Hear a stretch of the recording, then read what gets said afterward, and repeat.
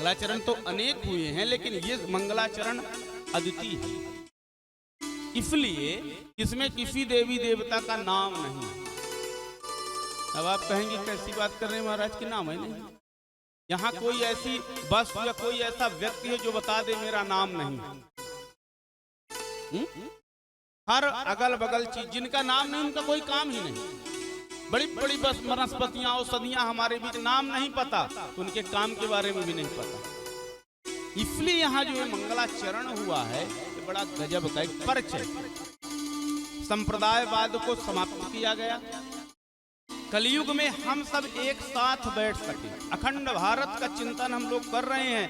सत्संग में हमको झलक दिखती है, बाकी तो हम लोग अलग अलग हैं। कोई कह रहा है कि हम तो भैया ब्राह्मण कुल में जन्म लिए तो बड़े श्रेष्ठ हो गए, तो कोई कह रहा है तो क्षत्रिय हैं, तो हम तो वैसे हैं, वैसे हैं हर व्यक्ति। लेकिन सत्संग में आने के बाद ये सब समाप्त हो जाए, केवल और केवल यहाँ एक रहता भक्त और भगवान, इसके अलावा कोई नाता नहीं है और देखना भी नहीं चाहिए।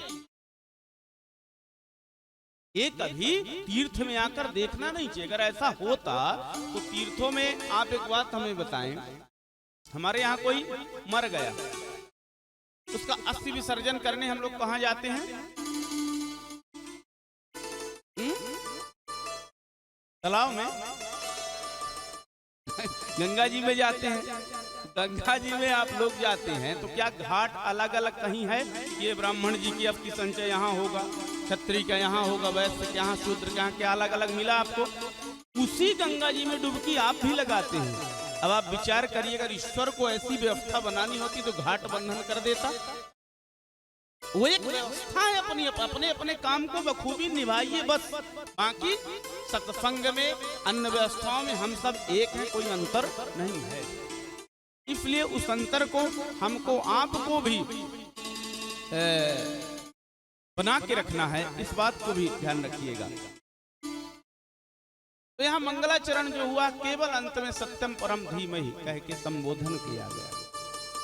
क्यों? क्योंकि सत्य सब है। राम जी भी सत्य हैं, कृष्ण जी भी सत्य हैं, सत्यम शिवम सुंदरम कि हम आप जयकारा ही लगाते हैं। ये सब कुछ भगवान की कृपा से हमको आपको ये तन मिला है और ये सत्य रूपी नौका में बैठने का अवसर मिला है, ये कोई साधारण नहीं है। इसलिए जीवन का सबसे बड़ा कोई श्रेष्ठ धर्म है तो सत्यम परम धीमहि, जिसे हम कहते हैं सतमार्ग में चलो। हमारे बड़े बूढ़े हमको उपदेश करते हैं सतमार्ग में चलना बेटा, कुमार्ग में मत चलना। सतमार्ग का अर्थ क्या है? सत्य का मार्ग, असत्य का मार्ग, अधर्मियों का मार्ग, विधर्मियों का मार्ग थोड़ी देर के लिए सुख देता है, लेकिन उनका अंत बड़ा दुर्दांत होता है। आप सबको पता है।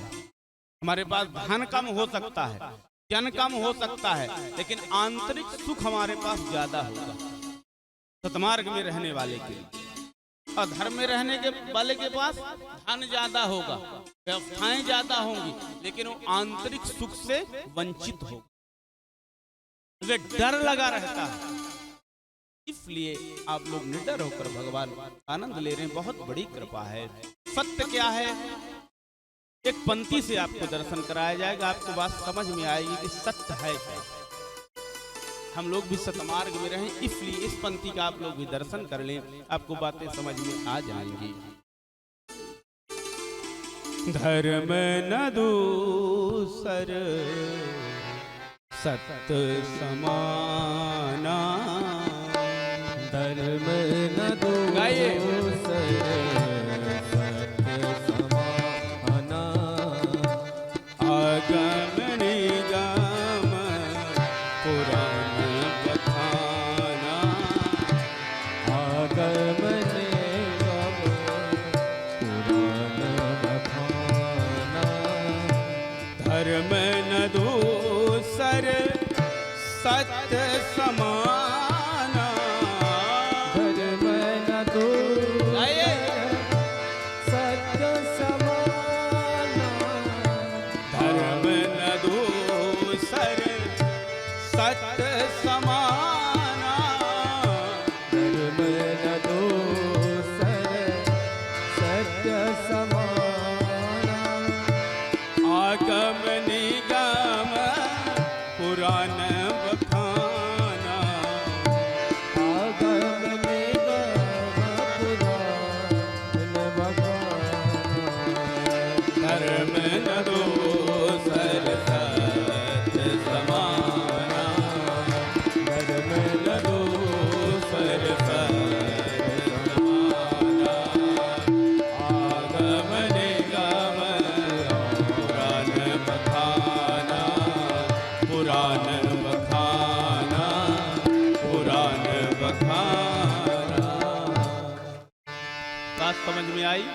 धर्म न दूसर सत्य समाना, ये हमारे और आपके लिए कि हम लोग सतमार्ग में रहें, सत्य में रहें, ये पहला पक्ष यहाँ पर बताया गया है। आगे का क्रम सुखदेव स्वामी का जन्मोत्सव यहाँ पर मनाया गया है। कथा भली भांति आप सबको मालूम है।